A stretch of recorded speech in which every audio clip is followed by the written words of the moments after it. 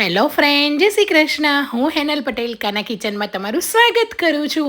પ્રસંગોમાં કેટરસવાળા બનાવે તેવું એકદમ ચટપટું, ટેસ્ટી અને અલગ જ રીતે આજે આપણે વટાણા બટેટાનું શાક બનાવીશું. જે આ શાક છે એ તમે લગ્ન પ્રસંગમાં ખાધું હશે એવો ટેસ્ટ સાથે ઘરે એકદમ ઝટપટ. અને આ શાક આપણે લસણ કે ડુંગળી વગર બનાવીશું. અને લસણ ડુંગળી વગર પણ આ શાકનો એટલો સરસ ફ્લેવર આવતો હોય છે. અત્યારે વટાણા છે એ શિયાળાની ઠંડીમાં સિઝનમાં છે, વટાણા ખૂબ જ સરસ મળે છે. તો જરૂરથી આ શાક તમે ઘરે બનાવજો, એટલું સરસ અને ટેસ્ટી બનશે. તો ચાલો આજે આપણે વટાણા બટેટાના શાકની રેસીપી જોઈએ. વટાણા બટેટાના શાક બનાવવા માટે અહીંયા મેં 5 મીડિયમ સાઇઝના બટેટાને છાલ કાઢીને રફલી ચોપ કરી લેવાના છે. આ શાકની અંદર બટેટાના જે આ રીતે ફોડવા છે મોટા જ રાખવાના છે, કેમ કે પ્રસંગોમાં આપણે શાક ખાઈએ છીએ એની અંદર આ રીતના જ બટેટા હોય છે. તો સારી રીતે છાલ કાઢીને એક બટેટાના 4 પીસીસ કરી લીધા છે મેં અહીંયા. તો આ રીતે ધોઈ લેવાના છે એકદમ સરસ રીતે, જેથી બટેટાનો સ્ટાર્ચનું પ્રમાણ ઓછું થઈ જાય. તો આ રીતે પાણીની અંદર ધોઈને પાણીમાં થોડી વાર આપણે આ રીતે રહેવા દઈશું. એ પછી અહીંયા મેં એક મોટો બાઉલ જેટલા લીલા વટાણા લીધા છે, જે 1 કપ છે.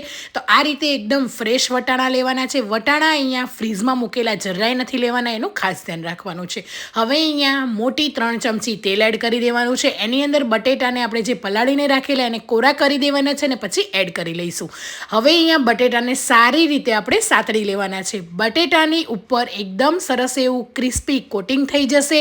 તો જો તમે આ રીતે કરશો તો તમારા તેલ જે છે તમે એડ કરશો કે પછી પાણી એડ કરશો શાકમાં, તો રસો છે એકદમ સરસ એવો ઘટ થશે અને તેલ સારી રીતે છૂટવા લાગશે. તો બટેટાનું એકદમ આ રીતે સરખું કોટિંગ થઈ જાય એટલે આપણે એને કાઢી લેવાના છે. થોડા એવા ગોલ્ડન કલર આવી જાય એ પછી જે વટાણા લીધેલા 1 કપ એને પણ આપણે એડ કરી દઈશું અને એકદમ લો ગેસની ફ્લેમ પર વટાણાને પણ સારી રીતે સાતળી લઈશું. વટાણા એકદમ સારી રીતે સતરાઈ જાય અને એકદમ સરસ એવા ફૂલી જાય એટલે વટાણાને પણ આપણે બહાર કાઢી લેવાના છે તેલમાંથી. તો સારી રીતે તેલને નિતારીને વટાણા અને બટેટા આપણે એક બાઉલની અંદર કાઢી લીધેલા છે. તો આ રીતે જો તમે કરશો તો શાકનો ટેસ્ટ છે એ ડબલ થઈ જશે. અને હવે આપણે જે તેલ વધેલું છે, લગભગ અહીંયા 2 ચમચી જેટલું તેલ છે, એની અંદર 1 ચમચી જીરું, અડધી ચમચી રાઈ એડ કરી દેવાની છે, અડધી ચમચી જેટલી હિંગ એડ કરવાની છે. અહીંયા 2 મેં મોટા તમાલપત્ર લીધા છે પણ એડ કરી દઈશું. સૂકા મસાલામાં અહીંયા તમે તમારી રીતે બધા જ એડ કરી શકો છો. 3 તીખા લીલા મરચાં એડ કરવાના છે, 1 તજનો ટુકડો એડ કરવાનો છે. હવે આ બધી વસ્તુને સારી રીતે મિક્સ કરી લેવાની છે અને એકદમ સરસ એવો સુગંધ આવે ત્યાં સુધી આપણે એને રહેવા દઈશું. એ પછી અહીંયા મેં 3 ટામેટાની એકદમ ફાઇન પ્યુરી લીધી છે, એને પણ એડ કરી દેવાની છે. તો આ રીતે ટામેટાની પ્યુરી એડ કરવાથી જે શાકની થિકનેસ છે એ સરસ આવતી હોય છે, એટલે જરૂરથી એડ કરવી, કેમ કે આપણે ડુંગળી કે લસણ નથી એડ કરી રહ્યા. 1 ચમચી હળદર પાવડર, 2 મોટી ચમચી જેટલો ધાણા જીરું પાવડર અને અહીંયા 2 ચમચી જેટલું લાલ મરચું લેવાનું છે. તો આ રીતે મરચું એડ કર્યા પછી સારી રીતે મિક્સ કરી લેવાનું છે ને બધા જ મસાલા એકદમ સારી રીતે ગ્રેવીમાં કોટ થઈ જાય એ રીતે મિક્સ કરી લેવાના છે. તો આ રીતે મિક્સ કરી લેવાનું અને એકદમ મીડિયમ ગેસની ફ્લેમ પર સારી રીતે તેલ ઉપર આવી જાય ત્યાં સુધી ગ્રેવીને આપણે સાતળવાની છે. તો કુકરમાં શાક આ રીતે ગ્રેવી સતળાય ત્યાં સુધી આપણે ઢાંકણ ખુલ્લું જ રાખવાનું છે. તો આ રીતે ઉપર બધું જ તેલ આવી ગયું છે, ગ્રેવી ઘટ થઈ ગઈ છે, તમે જોઈ શકો છો. એકદમ સરસ એવી આ રીતે ગ્રેવી ઘટ થઈ જાય એટલે હવે જે રસોઈયા જે વાપરે છે સિક્રેટ ઇન્ગ્રીડિયન્ટ્સ છે 1 ચમચી બેસન. તો આ રીતે 1 ચમચી ચણાનો લોટ એડ કરવાથી શાકનું જે લચકપણું છે એકદમ સરસ આવતું હોય છે, શાકમાં ટેસ્ટ મેન્ટેન રહેતો હોય છે અને જે તમે ગ્રેવી કરો છો એ પણ થોડી થીક થઈ જતી હોય છે. તો 1 ચમચી બેસન એડ કર્યા પછી 2 ચમચી ગરમ પાણી એડ કરવાનું છે ને બધી વસ્તુને મિક્સ કરી લેવાનું છે. એ વાતનું ખાસ ધ્યાન રાખવાનું છે કે જો તમે મસાલા એડ કરેલા છે, ગ્રેવી એડ કરી છે, એનો કલર જળવાઈ રહે અને એની ટેસ્ટ જળવાઈ રહે એના માટે ગરમ પાણી જ એડ કરવું. હવે અહીંયા 2 તીખા લીલા મરચાં લીધા છે, એને એડ કરી દઈશું. નાનો એવો ટુકડો આદુનો લઈને ગ્રેટ કર્યું છે, એને પણ એડ કરશું. એ વાતનું ખાસ ધ્યાન રાખવાનું છે, આદુ અને મરચાં પાછળથી જ એડ કરવાના. તેલમાં એડ કરશો તો જરાય શાકમાં ફ્લેવર નહીં આવે, પણ આ રીતે પાછળથી એડ કરે તો એકદમ સરસ ફ્લેવર આવશે. હવે સ્વાદ પ્રમાણે મીઠું એડ કરીને બધી જ ગ્રેવીને સારી રીતે મિક્સ કરી દેવાની છે. અને અહીંયા મેં એકદમ ખટાશ અને ગળપણ બંને બેલેન્સ રહે એના માટે થોડો એવો ગોળનો ટુકડો લીધો છે. ગોળની જગ્યાએ તમે ખાંડ પણ એડ કરી શકો છો.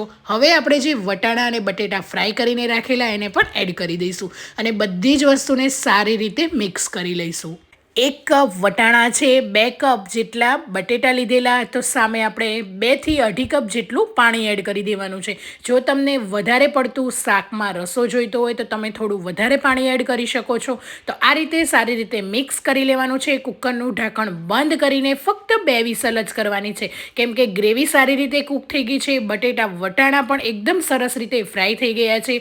તો 2 સીટી આ રીતે થઈ જાય એ પછી આપણે કુકરનું ઢાંકણ ખોલી લેવાનું છે. તો શાક તમે જોઈ શકો છો કેટલું સરસ બન્યું છે. અને આ શાક જો તમે આ રીતે બનાવ્યું તો ઘરમાં પણ એટલી સરસ સુગંધ આવશે ને ઘરમાં બધાને ભાવશે. હવે શાકને વધારે પડતું ટેસ્ટી અને ફ્લેવરફુલ બનાવવા ધાણાની ઉપરની જે દાંડલીનો ભાગ હોય છે એને આપણે એડ કરવાનો છે. મોટી 3 ચમચી જેટલો લીધો છે, એને પણ એડ કરીશું, કેમ કે ધાણાની દાંડલીમાં રસનું પ્રમાણ વધારે હોય છે. એનાથી શાકનો ફ્લેવર એટલો સરસ આવતો હોય છે. અને ઉપરથી લીલા ફ્રેશ ધાણા એડ કરીને ગરમા ગરમ આ શાકને તમે સર્વ કરો. મેં અહીંયા આ શાક બનાવીને પાલક અને ધાણાની રોટલી સાથે સર્વ કર્યું છે. તમે પૂરી સાથે, પરાઠા સાથે ખાઈ શકો છો.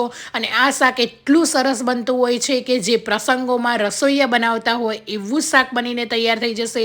તો જરૂરથી તમે પણ મારી આ રેસીપી ટ્રાય કરજો અને મને કમેન્ટ બોક્સમાં જણાવજો કે આજની મારી રેસીપી તમને કેવી લાગે. અને આ શાક તમે લંચ બોક્સમાં પણ આપી શકો છો. લંચ બોક્સમાં પણ એટલું સરસ રીતે લાગતું હોય છે ને ઠંડુ થશે એ રીતે શાકનો ટેસ્ટ પણ સરસ આવતો હોય છે. તમે આ શાકને ગરમા ગરમ પણ સર્વ કરી શકો છો. તો જરૂરથી તમે મારી આ રેસીપી ટ્રાય કરજો અને મને જણાવજો કે મારી રેસીપી તમને કેવી લાગે છે.